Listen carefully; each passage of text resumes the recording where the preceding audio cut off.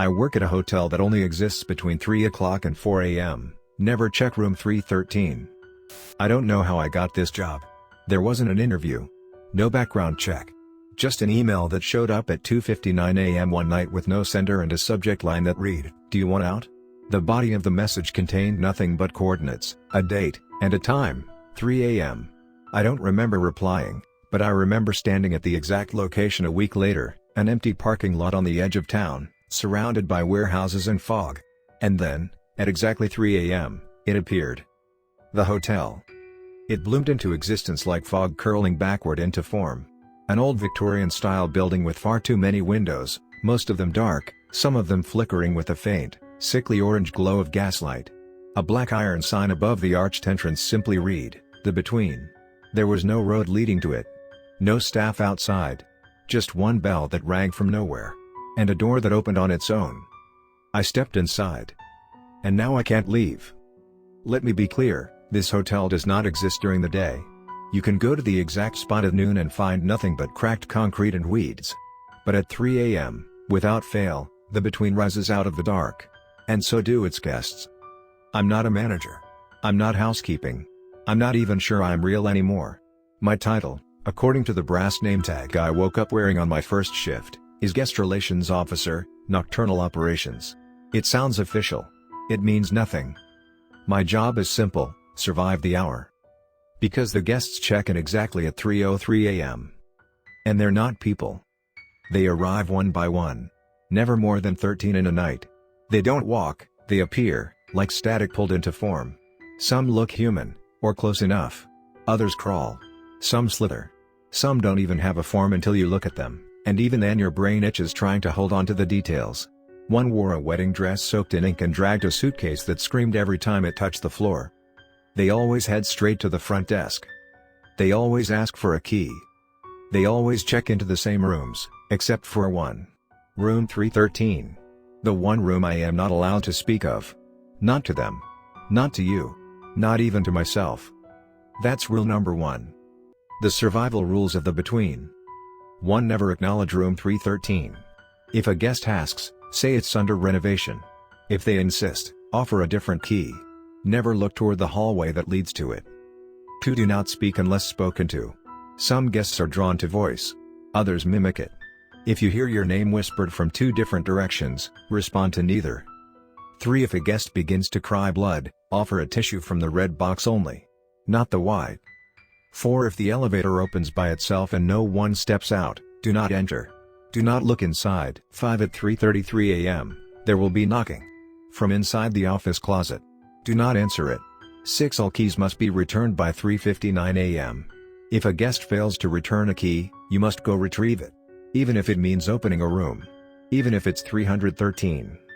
7. At exactly 4 a.m., leave. Walk backward through the lobby and do not blink. If the door is gone, you stayed too long. The first week was the worst. I didn't understand the rules then. I spoke to one of the guests too cheerfully, a man in a trench coat whose smile was 3 sizes too wide. I offered him a mint. He unhinged his jaw and swallowed it whole, then tried to follow me into the staff room. His hand passed through the door frame like fog and left behind something wriggling on the wall. It took me 6 hours to scrub the handprint off. It bled every time I wiped it. Another night, I opened the wrong box of tissues. I still hear screaming when I walk near that storage room. Room 313 was quiet. Until 2 nights ago. A guest arrived who didn't go to the front desk. He walked past me, gliding, really, and stood at the hallway corner, staring at the door that shouldn't exist. The one we pretend isn't there. Room 313's doorknob is always rusted, always shaking faintly like it's holding something in. But that night, it was still. The guest looked at me and said, "It's ready." He held up a key. Room 313. I told him it was under renovation. That it was being fumigated. That it wasn't safe. He smiled and said, "Neither are you." Then he walked in. I should have filed a report. That's rule 8. But the terminal in the office was black. The screen filled with nothing but static and a single line of text blinking slowly. He left the door open. And he had. Room 313's door remains ajar. It doesn't creak. It breathes. Last night, I saw light spilling out of it. Not candlelight. not electricity. It looked like sunlight filtered through blood, thick and slow and pulsing. And there were shapes moving behind it. Too fast to be walking. Too slow to be running. They move like they're thinking. One of them whispered my name. It sounded like it remembered me. I don't think I'll make it through another shift. My name tag changed last night. I woke up wearing it and noticed one detail had shifted. It no longer says guest relations officer. It now says, room 313. Key holder. I haven't touched the key. But it's on my pillow. I don't sleep here anymore. I sit at the front desk, watching the minute hand drag toward 3 a.m., praying that this time the hotel won't appear. It always does. If you ever wake up in a place that shouldn't exist. If you find a key in your hand with no memory of how you got it. If you see a door you were told not to notice. Don't open it. And if it opens for you? Pray it doesn't remember your name. I tried to quit. After writing that last entry, I told myself I was done. I wouldn't return. I wouldn't answer the door. I wouldn't look at my phone if it rang at 3 a.m. But when the hour struck and I stared into the mirror, I didn't see my apartment behind me. I saw the lobby. Not a reflection, a view, like I was looking through a window into another place entirely. The lights were dimmer than usual. The chandelier above the check-in desk swayed gently, though there was no wind. And seated at the bellhop station was me, or rather, something that wore my shape like an ill-fitting suit. Its mouth hung slightly open, and something wet breathed inside its throat. Then it blinked. And I blinked. And we blinked at the same time. I don't remember walking to the hotel that night. But I remember the cold. Not the kind that clings to your skin, the kind that soaks into your bones and sits behind your eyes, like you're being watched from inside your own skull. The hotel was waiting, fully formed, lights already on. The door opened before I even touched the handle, and the air that rushed out smelled like time. Old, rotting time. As soon as I stepped in, I knew something was wrong. The registry book was already open. And someone had signed my name. There was no one behind the desk, no bell to ring, no concierge. But I could hear the guests. Footsteps above me. Breathing down the hall. A soft, scratchy hum that pulsed from the walls like a heartbeat muffled by insulation. Something was moving through the vents, fast and deliberate, like it was hunting. And then, like every night before, the keys began to vanish, one by one, from the rack. 3:03 a.m. Check-in had begun. I kept trying to tell myself it was just another shift. Follow the routine. Mind the rules. Don't look at room 313. But the hotel had changed. The floors were softer than before, not cushion, organic. The wallpaper writhed if you stared at it too long. The paintings had changed, too. They used to show old portraits, Victorian people with blank eyes. Now they depicted moments from my life. Exact. Accurate. Moments I never told anyone about. Me in my childhood bedroom, hiding under the covers. Me sitting in a car, parked behind a church, waiting for someone I told myself didn't matter. Me standing in front of a locked door, hand shaking, about to knock. And one painting I didn't recognize. A future. I was in the hotel lobby. But it wasn't night. It wasn't even dark. It was full of light, red, searing light, and I was on my knees, mouth open in a scream, while something huge and faceless leaned over me, hands stretched too wide to be human, whispering something into my ear. In the painting, my ears were bleeding. I tore the frame off the wall and smashed it. But behind the canvas was a key. It was warm in my hand. And when I turned around, room 313's hallway was waiting. No guests. No flickering lights. Just a perfectly straight corridor lined with doors that didn't exist before. They were breathing. Expanding. Contracting. Like lungs. At the very end, room 313. Its door was wide open. I should have run. I know that. I should have thrown the key into the furnace or fed it to the thing in the elevator shaft. But my feet moved on their own. The hotel wanted me to see. To understand. Inside, the room was completely dark. No furniture. No walls. Just space. Endless, echoing space. And in the center, a chair. Not an armchair. Not a throne. A high chair. Child-sized. Occupied. It looked like a child. Small. Pale. Legs dangling. But its proportions were all wrong. Its face was stretched too long, its mouth sealed by a strip of black cloth, and its eyes, or rather, I stared straight at me. Only one socket was filled. The other was a deep hole that pulsed with slow, hungry rhythm. It didn't speak. It remembered. I saw everything. Every shift. Every mistake. Every time I hesitated when a guest asked for room 313. Every time I glanced toward the hallway. Every time I dared whisper the number under my breath, just once, just to test the rule. And then I saw a moment I'd never lived. Me, stepping aside. Letting the child creature pass. Me, placing the key in someone else's hand. Me, smiling as the door closed behind another soul. That's what room 313 does. It teaches. It shows you the weight of your choices. And then it makes you choose someone else. When I woke up, the hotel was gone. I was in my bed. Morning. Sunlight. My name tag was gone.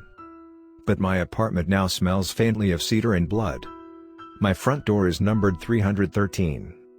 And there's a bell on the kitchen counter that wasn't there before. Every night, at 3 a.m., it rings once.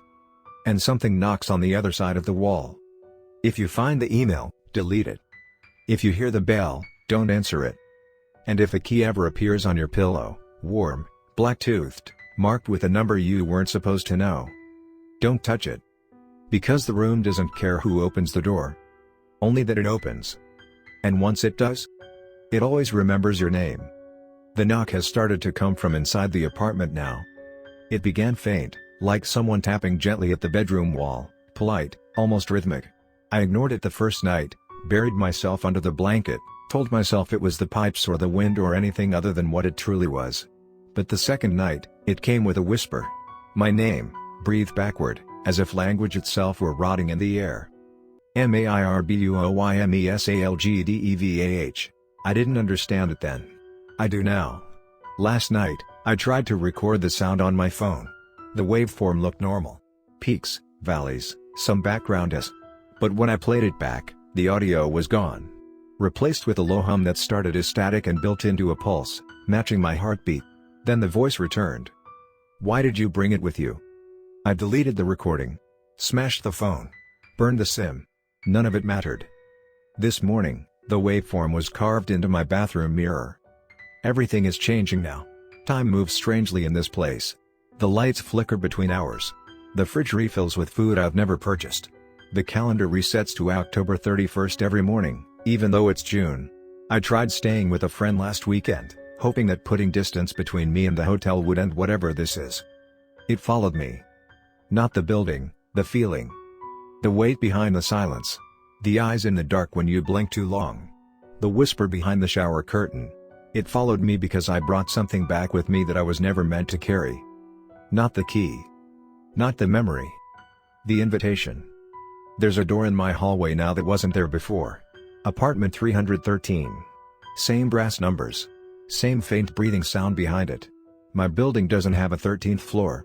I live on the second. But every night, the door is closer, like it's migrating. The worst part? My neighbors pretend they don't see it. I asked Mrs. Lang from 2B if she'd noticed the new unit. She smiled too wide and said, "What unit, dear?" Her voice was calm, but her hands trembled the entire time, leaving blood moon crescents in her palms. She hasn't opened her door since. But last night, I heard her scream. Not of pain. Of recognition. I finally broke down and opened the guest ledger. I shouldn't have. But it was on my kitchen table when I woke up, bound in leather that pulsed when touched. The names inside were written in what looked like ash. Some of them I recognized, past employees, all missing. A few matched the names of guests who had vanished from that hour. One name was circled. Mine. And next to it, in dripping black ink. Final check-in pending. I can't stop seeing the high chair. I see it in the shadows cast by lamps. In the patterns of my bedsheets. In the swirl of cream in my coffee. The child is always there now, behind some thin membrane of reality, watching with that single unblinking eye and that empty socket that drips memory. Every time I forget a detail from my life, a birthday, a name, a flavor, I know it's taken something from me. Feeding slowly. Feeding patiently. Tonight, I found a note in my own handwriting taped to the bathroom mirror. I don't remember writing it. You are not the first. But if you open that door again, you will be the last. The door is breathing louder now. At 3 a.m., It opens without a sound. No knock. No whisper. Just the click of the latch and the slow, awful creak of welcome. And I go. I always go. Not out of duty. Not out of fear. Because something inside me now belongs to it. The Between isn't just a hotel. It's a waiting room. For lost souls. For forgotten things. For those who made a deal they didn't remember making. And I'm beginning to understand why room 313 was off limits. It's not a room. It's a reflection. Of you, if you stayed too long. If you asked too many questions. If you peeked behind the front desk and found what shouldn't be there. It's not a room. It's a version. A destination. And once your name is remembered, truly remembered, you don't get to leave. You become the one who waits behind the door. If you're reading this and your shift hasn't started yet, listen to me carefully. Leave your uniform behind. Burn the key. Forget the number. Forget my name. Forget everything. Because once room 313 knows who you are, it makes a room for you. And there's only ever one checkout. You.